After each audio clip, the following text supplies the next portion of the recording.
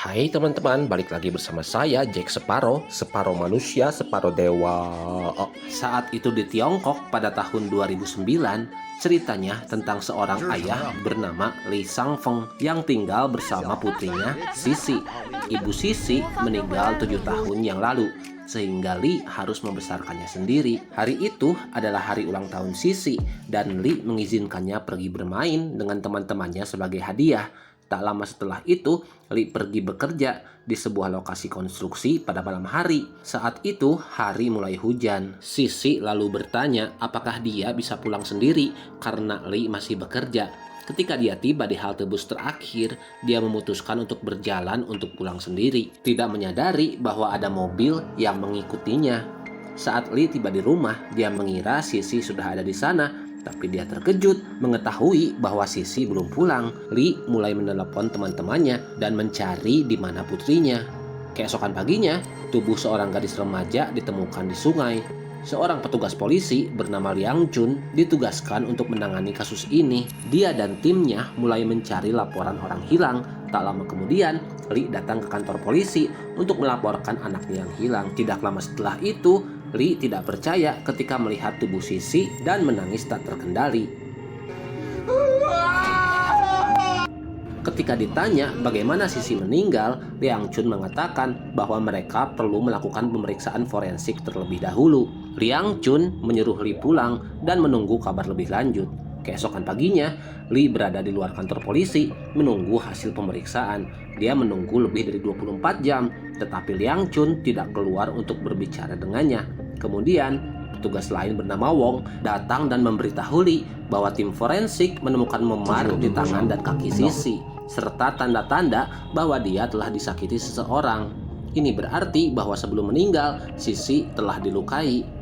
Alih-alih memberitahu Li langsung, Liang Chun memutuskan untuk merahasiakan informasi ini kepada Li untuk menenangkannya dan menunggu waktu yang tepat untuk memberitahunya. Malam berikutnya, tim Liang Chun mendapatkan rekaman CCTV dari stasiun kereta yang menunjukkan sebuah minibus putih yang tampak mencurigakan. Tak lama kemudian, Liang Chun dan timnya melacak nomor plat mobil tersebut dan mengetahui bahwa mobil itu milik seorang pria bernama Chang. Ketika dua polisi tiba di tempat Chang, mereka menemukan ponsel Sisi yang tertinggal di sana. Chang cepat-cepat mengambil ponsel tersebut dan masuk ke dalam kamarnya.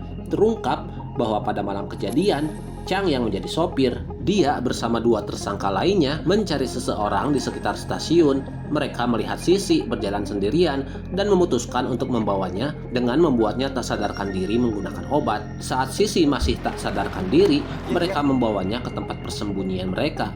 Rencana mereka adalah membuat video untuk dijual kepada kolektor. Chang sebenarnya tidak ingin terlibat, tetapi dia dipaksa menjadi sopir oleh dua tersangka lainnya. Chang yang ketakutan tidak punya pilihan dan membiarkan mereka melakukan apa yang mereka inginkan. Keesokan harinya, Chang diintimidasi oleh Yu dan tersangka lainnya, Jihan. Ketika dia menyarankan untuk pergi ke polisi, Chang merasa tidak berdaya dan hanya bisa pasrah ketika Yu mengancam akan menyakiti dia dan keluarganya. Namun karena tidak bisa menahan rasa bersalah, Chang memutuskan menggunakan ponsel Sisi untuk mengirim pesan kepada Li dengan nama kedua tersangka dan alamat persembunyian mereka. Setelah menerima pesan tersebut, Li segera pergi ke alamat itu. Ketika Li tiba, dia menemukan kunci pintu dan masuk. Tak lama kemudian, Jihan, salah satu tersangka, kembali ke sana. Li menemukan tas putrinya dan kemudian melihat Jihan memutar video mereka menyakiti Sisi. Dipenuhi kemarahan, Li menyerang Jihan. Meskipun Jihan awalnya berhasil mengalahkan Li melihat wajah Sisi di video yang memberinya kekuatan untuk melawan kembali. Dia memukul kepala Jihan berkali-kali dengan tongkat baseball.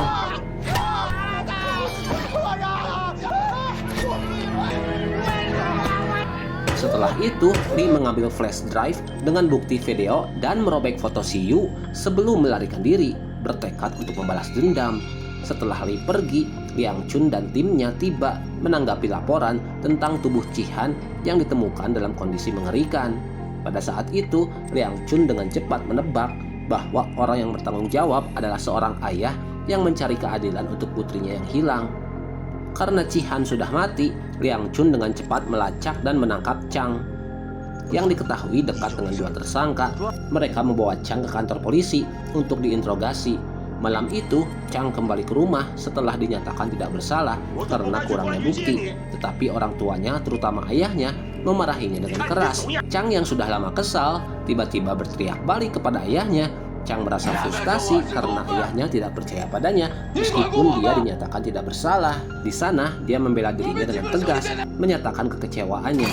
Ayahnya terkejut dengan reaksi dari Chang karena biasanya dia tidak melawan, namun Chang tidak bisa menahan perlakuan tidak adil itu lagi.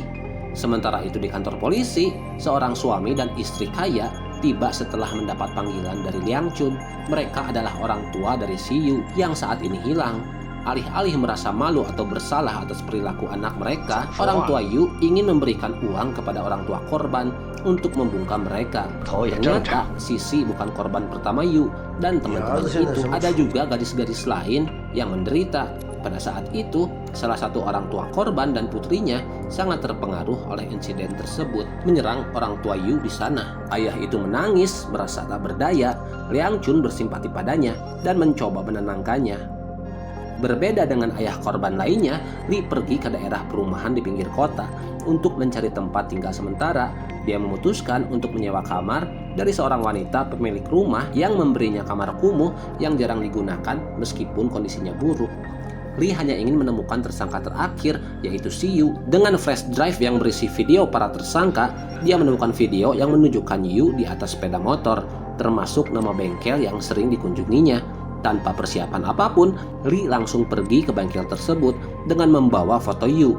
Salah satu karyawan bengkel melempar kulit kacang ke arah Li, tapi dia mengabaikannya dan pergi menemui pemilik bengkel. Li menemukan CD berlabel video stasiun kereta sekolah menengah yang mengonfirmasi bahwa pemilik bengkel adalah kolektor video Shure yang dijual oleh Si Yu. Tanpa ragu, Li menyerang dan membunuh pemilik bengkel dan karyawannya itu. Sebelum membunuh pemilik bengkel, Li berhasil mendapatkan informasi tentang tempat persembunyian rahasia Yu di sebuah hotel tua. Tak lama setelah itu, Li mengambil senjata api dengan 2 peluru tersisa dari bengkel tersebut. Pada saat yang sama, wanita yang menyewakan rumah kepada Li melihat berita tentang seorang pria yang mencari balas dendam atas kematian putrinya. Menyadari Li adalah orang tersebut, malam itu dia memintanya untuk pergi karena polisi sedang mencari di daerah itu. Namun, melihat wajah sedih Li, dia merasa kasihan dan membiarkan Li tinggal di kamar tersebut. Saat polisi melacak tempat persembunyian Yu, mereka menemukan hotel tua tempat Yu menginap karena daerah tersebut sudah dijaga banyak polisi. Wanita pemilik rumah sewa yang juga memiliki seorang putri menawarkan untuk membantu Li menemukan tempat aman.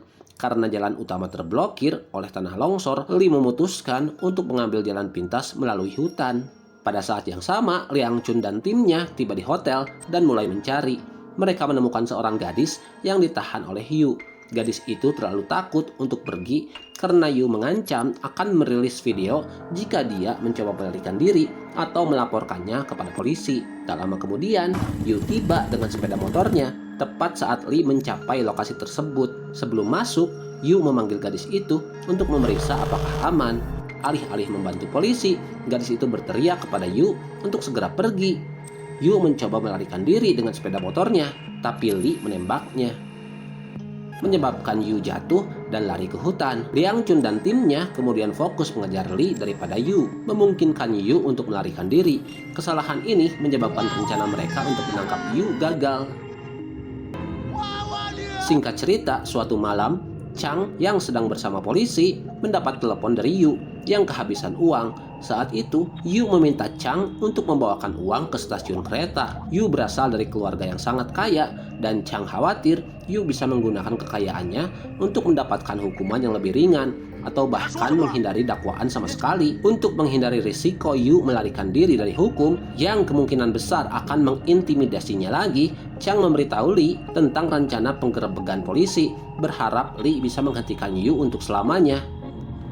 Keesokan harinya, polisi mengepung stasiun kereta dengan Chang yang diberitahu untuk tetap tenang dan bersikap normal. Namun kegugupannya sulit disembunyikan. Ketika Yu tiba, dia dengan cepat menyadari Chang bekerja sama dengan polisi dan mencoba untuk melarikan diri. Di sisi lain, Li yang bersenjata api bersembunyi di balik kain menuju arah berlawanan untuk menghadang Yu. Di depan banyak saksi, Lee menghadang Yu yang menjadi sangat ketakutan dan memohon pengampunan. Yu berjanji untuk berubah dan tidak akan melakukan hal buruk lagi, takut akan kemarahan seorang ayah yang kehilangan anaknya. Namun Lee tidak bisa memaafkan Yu karena Sisi sudah pergi selamanya. Lee menarik pelatuk tepat saat polisi menembaknya dari berbagai arah. Setelah ketegangan berakhir, Lee dinyatakan meninggal dalam perjalanan ke rumah sakit. Sementara itu, Yu selamat tapi terluka dengan luka di matanya akibat peluru. Karena insiden ini, pemerintah membuat undang-undang baru untuk kejahatan serius yang dilakukan oleh anak-anak muda. Undang-undang tersebut menyatakan bahwa jika seorang yang berusia 20 tahun atau lebih melakukan kejahatan serius dengan sengaja, mereka akan dihukum sama seperti orang dewasa. Film ini berakhir dengan pelajaran moral yang bisa kita tilik-tilik dan cermati bahwa jangan pernah mempercayai anak muda kaya dengan sepeda motor mencurigakan. Terima kasih dan salam olahraga.